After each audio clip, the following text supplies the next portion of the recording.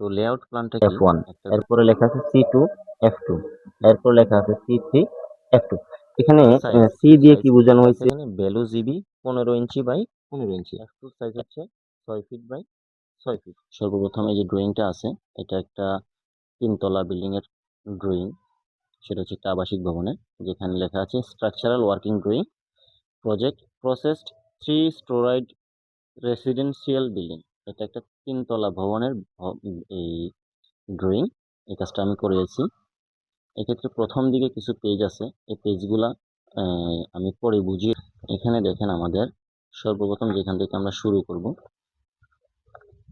এটা হচ্ছে আমাদের প্রথমে এই গ্রাউন্ড ফ্লোর প্ল্যান। তারপরে এখানে আছে লেআউট প্ল্যান। তারপরে এখানে আছে আমাদের যে ফুটিং এবং কলামের ডিটেলস, অর্থাৎ বেজ এবং কলাম, বিল্ডিং এর যে কলাম ওইটার ডিটেলস দেওয়া আছে। তারপরে এখানে দেওয়া আছে গ্রেড বিমের ডিটেলস, কিভাবে কিভাবে গ্রেড বিম সাজানো হবে।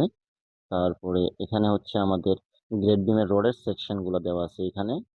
তারপরে এখানে দেওয়া আছে কলাম এবং ফুটিং এর যে ক্রস সেকশন আছে, অর্থাৎ এই মাটি কাটার গভীরতা প্লাস হচ্ছে আপনার কলামের রড কয়টা কিভাবে হবে এই বিষয়টা। এখানে হচ্ছে এটা সিঁড়ির ড্রয়িং। তারপরে হচ্ছে আপনার এইটা সিঁড়ির ডিজাইনটা একটু ভিন্ন। এখানে সিঁড়ির ডিজাইনটা দেওয়া আছে কিভাবে হবে এবং রোডের সেকশন লেখা আছে এখানে। এটা হচ্ছে আমাদের ছাদের ডিজাইন, রুফ প্ল্যান। তারপরে এখানে দেওয়া আছে আমাদের ছাদের যে বিম আছে, রুফ বিম, এটার প্ল্যান কিভাবে কিভাবে বিমগুলো সাজানো হবে। এখানে ভীমের রডের সেকশন দেওয়া আছে, যে রুফ বিম ডিটেলস আজকে আমরা আলোচনা করব। তো লেআউট প্ল্যানটা কি? একটা বিল্ডিং এর সবচেয়ে প্রথম যে কাজটা করা হয়, সুতা টাঙানো, যেটাকে বলা হয় লেআউট। এবং এই সুতা টাঙানো এই লেআউটের কাজটা কি? এটা হচ্ছে কোন কোন জায়গায় কলাম দাঁড় করানো হবে, কোন কোন জায়গায় বেজ বসবে, এই মার্কগুলা এখানে ইঞ্জিনিয়ারিং প্ল্যানের যে কাজগুলো হয় আমরা তো সেই বিষয়ে আলোচনা করব। এই প্ল্যানটার প্রথম পেজে আমরা তো প্রথম ভিডিওতে আমরা দেখাইছি যে এই ড্রয়িংটা। তো আমি পর্যায়ক্রমে অনেকগুলো ড্রয়িং নিয়ে আলোচনা করব। এই প্রথম এই ড্রয়িংটা নিয়ে শেষ করি, তারপরে ধারাবাহিকভাবে বেশ কয়েকটা 5-7টা বা 10টা ড্রয়িং নিয়ে আলোচনা করলে যে কোনো ব্যক্তি ড্রয়িং সম্পর্কে একদম পরিপূর্ণ ধারণা নিতে পারবে এবং 100% কাজে সঠিকভাবে মালিককে বুঝিয়ে দিতে পারবে এবং কোনো ইঞ্জিনিয়ারের সাথে তর্ক বিতর্ক অথবা ঝামেলা হবে না। ইঞ্জিনিয়ারকে সুন্দরভাবে কাজটা বুঝিয়ে দিতে পারবে, সে 100% কাজে দক্ষতা অর্জন করে। এক্ষেত্রে এই লেআউট প্ল্যানটার মধ্যে আমরা যদি একটু দেখি লেআউট প্ল্যানে কি কি থাকে। এখানে এই যে দাগগুলো দেখা যাচ্ছে, এগুলা হচ্ছে সব সুতো, প্রতিটা হচ্ছে এক একটা সুতো। এগুলাকে ইঞ্জিনিয়ারিং ভাষায় গ্রিড লাইন বলা হয়। তো আমরা এখানে সম্পূর্ণ আঞ্চলিক ভাষা ব্যবহার করব। কাজের ক্ষেত্রে যে ভাষাগুলো ব্যবহার করে, এগুলো হচ্ছে প্রত্যেকটা সুতো। এই সুতোগুলোর মধ্যে এখানে দেখা যাচ্ছে এই যে দাগ দেখা যাচ্ছে, এই যে দাগ দেখা যাচ্ছে, বড় একটা ভিতরে ছোট একটা, এই যে বড় একটা ভিতরে ছোট একটা, এরকম ভাবে পুরোটা ড্রয়িং এর মধ্যে একটা করে বড় দাগ দেওয়া আছে, একটা করে ছোট ভিতরে ছোট দেওয়া। এই বড় দাগগুলো হচ্ছে বেজ, এবং যে ভিতরে যে ছোট লাল অংশ দেখা যাচ্ছে সেটা হচ্ছে কলাম। এক্ষেত্রে আমরা যদি দেখি একটা একটা যদি আমরা একটু জুম করে দেখাই, একটা ব্যাস। এখানে লেখা আছে C1 F1, এরপরে লেখা আছে C2 F2, এরপর লেখা আছে C3 F2। এখানে সি দিয়ে কি বোঝানো হয়েছে, এফ দিয়ে কি বোঝানো হয়েছে? সি তে বোঝানো হয়েছে কলাম এবং এফ তে বোঝানো হয়েছে বেস। তো 1 2 এই বিষয়গুলো হচ্ছে কলামের সাইজ এবং বেজের সাইজ অনুপাতে সিরিয়াল নাম্বার দেওয়া হয়েছে, কোন জায়গায় কোন সাইজের বেজটা বসানো হবে, কোন জায়গায় কোন সাইজের কলামটা বসানো হবে। অর্থাৎ 1 2 3 4 যেগুলো দেওয়া আছে এগুলো হচ্ছে সাইজ বোঝার ক্ষেত্রে কোন জায়গায় কোন সাইজটা বসবে। আর সি তে বোঝানো হয়েছে আমাদের কলাম, এফ তে বোঝানো হয়েছে আমাদের ফুটিং। এখানে দেখেন আরেকটা বিষয় লেখা আছে, এখানে আবার কলাম, যে এই যে একটা সুতো দেওয়া আছে, এই সুতোর থেকে এই যে ভিতরে যে মার্ক করা আছে অংশটা, এটা হচ্ছে কলাম। এই সুতো থেকে এদিকে কতটুকু যাবে কলামটা, এদিকে কতটুকু যাবে কলামটা, এখানে লেখা আছে। এই যে 6 ইঞ্চি 6 ইঞ্চি, এই সুতো থেকে কলামটা ওইদিকে 6 ইঞ্চি যাবে, এই দিক থেকে ওইদিকে 6 ইঞ্চি যাবে। আশা করি লেআউট প্ল্যান সম্পর্কে আমরা পরিপূর্ণ বুঝতে পেরেছি। যদি কোনোভাবে কোথাও সমস্যা থাকে এই লেআউট প্ল্যান বোঝার ক্ষেত্রে, তাহলে কমেন্টে জানাবেন, অবশ্যই আমি ভালোভাবে বুঝিয়ে দেওয়ার চেষ্টা করব ইনশাআল্লাহ। ওইখানে C1 C2 F1 F2 ওইটা তো জাস্ট একটা মার্ক করা, ওটা সম্পূর্ণ ডিটেলসটা আমরা কোথায় পাবো? এটা হচ্ছে আমাদের সেই ডিটেলসের পেজ। এখানে লেখা আছে details schedule of fooding, details schedule of column. Fooding অর্থ বেস আর কলাম অর্থ তো কলাম। এখানে আমরা শিডিউলগুলো বুঝবো। এই পেজটার কাজ কি? এখানে আমরা দেখি এখানে কি লেখা আছে, এসএল নং, footing, size, nos, thickness, reinforcement, direction, remarks. এক্ষেত্রে আমাদের এসএল নং, এটা হচ্ছে serial number 1 2 3 4। Footing F1 F2 F3 F4। অর্থাৎ এখানে বোঝানো হয়েছে যে এখানে 4টা সাইজের বেজ আছে, F1 F2 F3 F4। 4টা সাইজের বেজ আছে এখানে আমাদের। তো আমাদের F1 এর সাইজ কত? এই যে সাইজ লেখা আছে দেখেন, A ইন্টু বি সাইজ। অর্থাৎ একটা দিককে এ বোঝানো হয়েছে আর একটা দিককে বি বোঝানো হয়েছে। জুম করে রাখেন। এখানে যদি দেখি F1 এর সাইজ কত? 5 feet 6 inch by 5 feet 6 inch. F2 এর সাইজ হচ্ছে 6 ফিট বাই 6 ফিট। F3 এর সাইজ হচ্ছে 6 feet by 7 fit.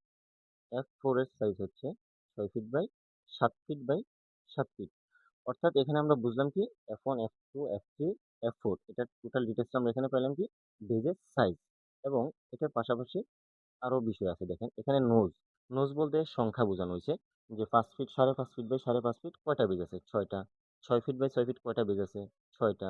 6 feet by 7 fit কয়টা বেজ আছে? 4টা। 7 ফিট বেজ আছে একটা। অনেক সব ড্রয়িং এরকম ভাবে উল্লেখ করা থাকে না, বেশিরভাগ ক্ষেত্রে উল্লেখ করা থাকে, কিছু কিছু ক্ষেত্রে ড্রয়িং এ উল্লেখ করা থাকে না। তো আমরা এখন বুঝবো, এটার পরে পাবো আমরা থিকনেস। এই থিকনেসটাতে কি আসছে? D1 D2। অর্থাৎ এখানে F1 এর ঢালাই হচ্ছে 13 ইঞ্চি 5 ইঞ্চি।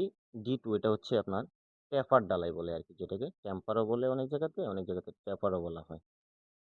তো এই D1 আর D1 হচ্ছে মেইন ঢালাই, D2 হচ্ছে টেপার ঢালাই। অনেক ড্রয়িং এর মধ্যে এরকম আছে D1, অর্থাৎ একই কথা। এটা হচ্ছে আপনার মেইন লিগেল ঢালাই, যেটা এর পরেরটা 5 ইঞ্চি বা 6 ইঞ্চি 4 ইঞ্চি অনেক জায়গায় দেওয়া থাকে, ওটা হচ্ছে টেপার ঢালাই। F2 ঢালাই হচ্ছে 12 ইঞ্চি, টেপার হচ্ছে 5 ইঞ্চি। F3 এর ঢালাই হচ্ছে 14 ইঞ্চি, টেপার হচ্ছে 5 ইঞ্চি। F4 এর ঢালাই হচ্ছে 16 ইঞ্চি, টেপার হচ্ছে 5 ইঞ্চি। এবং এখানে রেইনফোর্সমেন্ট দেওয়া আছে। রেইনফোর্স মানে হচ্ছে রড। রড দেওয়া আছে, যেটা রডের অবস্থান কি দেখি আমরা। F1 এ রড দেওয়া আছে কি 12 মিলি 4 ইঞ্চি সেন্টার সেন্টার। ডিরেকশনে কি দেওয়া আছে 12 মিলি 4 ইঞ্চি সেন্টার 4 ইঞ্চি সেন্টার সেন্টার। এখানে উনি একটু, এখানে লেখা সব ড্রয়িং এ একরকম হয় না, তো এখানে কোথাও কোথাও একটু ডিফারেন্স দেওয়া থাকে। এই ড্রয়িংটা যেরকম ভাবে আছে আমি ওইরকম ভাবে বোঝানোর চেষ্টা করছি। অর্থাৎ এখানে 12 মিলি 4 ইঞ্চি সেন্টার সেন্টার, 12 মিলি 4 ইঞ্চি সেন্টার সেন্টার উভয় দিক থেকে আসবে, উভয় দিক থেকে। অর্থাৎ এইভাবে যদি দেওয়া হয় দোনো দিক থেকে 12 মিলি 4 ইঞ্চি সেন্টার সেন্টার হবে। F2 এর মধ্যে কি দেওয়া আছে? 12 মিলি 4 ইঞ্চি সেন্টার সেন্টার, 12 মিলি 4 ইঞ্চি সেন্টার সেন্টার। F3 এর মধ্যে কি দেওয়া আছে? 16 মিলি 5 ইঞ্চি সেন্টার সেন্টার, 12 মিলি 5 ইঞ্চি সেন্টার সেন্টার। আর F4 এর মধ্যে কি দেওয়া আছে? 16 মিলি 5 ইঞ্চি centre centre, both way. Both way বলতে উভয় দিকে। এটাতে কি বুঝাইছে? উভয় দিকে 16 মিলি 5 ইঞ্চি সেন্টার সেন্টার। আর এক্ষেত্রে এখানে যে সাইজটা দেওয়া আছে, যেটা মূল কথা, 5.5 feet by 5.5 feet, 6 feet by 6 feet, এটা কিন্তু হচ্ছে মূল সাইজ। অর্থাৎ একটা বেজের যে ঢালাই কাস্টিং থাকবে, মাটি কাটা হবে, ওইটার মূল সাইজ। এখানে যদি শাটারিং করে ঢালাই দেওয়া হয় তাহলে 5.5 ফিট বাই 5.5 ফিট একুরেট থাকবে, 6 ফিট 6 ফিট একুরেট থাকবে। আর যদি শাটারিং না করে অনেক ক্ষেত্রে মাটি কাটা হয়, তাহলে এটা হবে জেনুইন একুরেট মাটি কাটার সাইজটা হবে এটা। রডের সাইজ কিন্তু হবে হচ্ছে তার একটু ছোট। তাহলে রডের সাইজ কতটুকু ছোট হবে আমাদের? রডের সাইজটা হবে আমাদের 3 ইঞ্চি করে 6 ইঞ্চি ছোট। এর কারণ হচ্ছে আমাদের 3 ইঞ্চি করে ঢালাইয়ের কাভারিং থাকতে হবে। মাটির নিচে ঢালাইয়ের কাভারিং থাকবে 3 ইঞ্চি। তো আমরা কাভারিং সম্পর্কে যে পেজ দেওয়া আছে, ওই পেজে যখন আমরা যাব, কোন জায়গায় কতটুকু কাভারিং দিতে হয় সেই বিষয়ে আমরা ওইখান থেকে আলোচনা করব, ওইখান থেকে শিখব ইনশাল্লাহ। আর আশা করি এখানে এই বিষয়টা পরিপূর্ণ বুঝতে পারছেন। ফুটিং এর বিষয় আজকে ভিডিওতে আলোচনা করব কলাম ডিটেলস সম্পর্কে। এখানে কলাম যে শিডিউল দেওয়া আছে, এই শিডিউল অফ কলাম। কলাম শিডিউলে কি দেওয়া আছে আমরা একটু বোঝার চেষ্টা করবো। শিডিউলটা হচ্ছে এখানে এটা, যে একটা কলামে কোন কলামে কয়টা রড ব্যবহার করা হবে, কলামটার সাইজ কতটুকু হবে। ওইখানে তো শুধু C1 C2 C3 C4 দেওয়া ছিল, কিন্তু এখানে কোনো সাইজ দেওয়া ছিল না। শিডিউলটা হচ্ছে টোটাল সাইজ, এখানে রড কত মিলি ব্যবহার করা হবে, এখানে কলামের সাইজ কতটুকু হবে, এই বিষয়গুলো ডিটেলস এখানে লেখা আছে। এই জন্য এখানে লেখা হচ্ছে ডিটেলস শিডিউল অফ কলাম। আমরা দেখি এখানে কি লেখা আছে। এখানে দেওয়া আছে C1 কি দেওয়া আছে, সাইজ কি লেখা আছে এখানে, below GB 15 inch by 15 inch, above GB 12 inch by 12 inch. এই জায়গাটা একটু আমরা ক্লিয়ার ভাবে বুঝে নিই। ভ্যালু জিবি হচ্ছে গ্রেড বিমের নিচের অংশ, যেটাকে আমরা শর্ট কলাম বলি আর কি, শর্ট কলামের সাইজটা কত হবে, 15 বাই 15। আর যখন গ্রেড বিমের উপরে মেইন কলাম হবে সেটা সাইজ হবে 12 ইঞ্চি বাই 12 ইঞ্চি। অর্থাৎ শর্ট কলামের সাইজ মেইন কলামের সাইজের থেকে 3 ইঞ্চি 3 ইঞ্চি উভয় দিকে বড় হবে। আচ্ছা, C2 কি লেখা আছে আমাদের, C2 কলামের সাইজ হচ্ছে কি ভ্যালু জিবিতে, শর্ট কলামের সাইজ হচ্ছে আমাদের 15 মেইন কলাম হচ্ছে 12 C3 শর্ট কলাম হচ্ছে 15 মেইন কলাম হচ্ছে 12 C4 main column short column হচ্ছে 15 আর মেইন কলাম হচ্ছে 12 এই জিনিসটা আমরা বুঝতে পারলাম। আর এখানে যে নোজ দেওয়া আছে অর্থাৎ এটা হচ্ছে কলামের সংখ্যা। তারপরে যদি আমরা দেখি কলামের রড কয়টা ইউজ করা হয়েছে, রেনফোর্সমেন্ট মানে হচ্ছে রড। এখানে C1 রড ব্যবহার করেছে 6টা 16 মিলি, C2 ব্যবহার করা হয়েছে 6টা 16 মিলি প্লাস 2টা 12 মিলি, C3 ব্যবহার করা হয়েছে 8টা 16 মিলি, C4 ব্যবহার করা হয়েছে 10টা 16 মিলি। এক্ষেত্রে স্ট্রেপ হচ্ছে কলামে যে রিং বলি আমরা, রিং, এখানে 8 মিলি রিং ব্যবহার করা হচ্ছে, 4 ইঞ্চি 6 ইঞ্চি সেন্টার 4 ইঞ্চি 6 ইঞ্চি সেন্টারটা মানে হচ্ছে একটা কলামকে 3 ভাগে ভাগ করা হবে। যদি কলামের সাইজটা আমাদের 9 ফিট হয় তাহলে 3 ভাগে ভাগ করলাম, 3 ফিট করে প্রতি অংশে পড়লো। তাহলে নিচের অংশে আমাদের রিং এর গ্যাপ হবে 4 ইঞ্চি পর, উপরের অংশে রিং হবে 4 ইঞ্চি পর, মিডিলে যে অংশটা থাকবে সেখানে রিং বসাবো আমরা 6 ইঞ্চি পর। এই জিনিসটা বোঝানো হয়েছে। আশা করি এখানে আমাদের C1 C2 C3 C4 এই বিষয়গুলো নিয়ে টোটাল ডিটেলসটা আমি পরিপূর্ণভাবে বুঝাইতে পারছি। C1 যে কলামটা, এখানে আমাদের 6টা 16 মিলি রড দেওয়া আছে। এই ডিজাইনটা হচ্ছে C1 এর। C1 এর মধ্যে আমাদের 6টা রড দেওয়া আছে কিভাবে, এই একটা মেইন রিং, তার মধ্যে আমাদের মিডিলে একটা টাই রিং দেওয়া আছে। আচ্ছা, এটা হচ্ছে C1 এর কলামের ডিজাইন।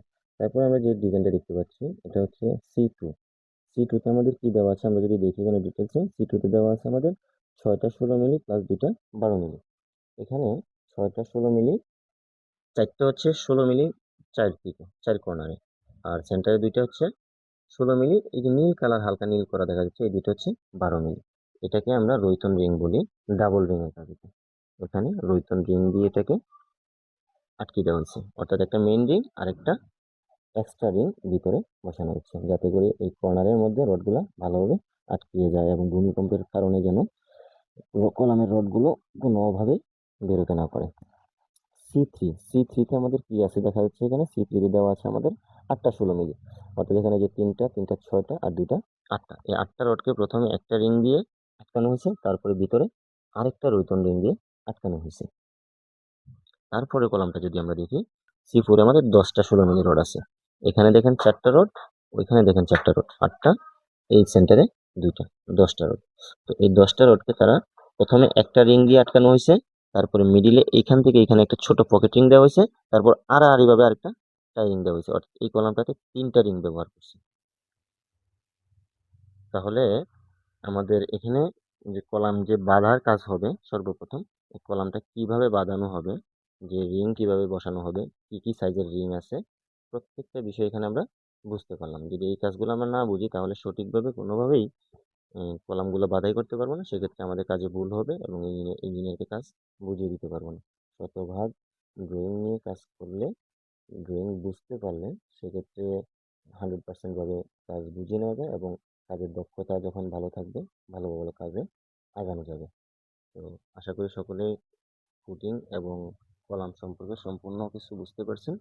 যদি কোথাও কোনো সমস্যা থাকে কমেন্ট করে জানাবেন, প্রয়োজন হলে আরেকটা ভিডিওতে বোঝানোর চেষ্টা করব।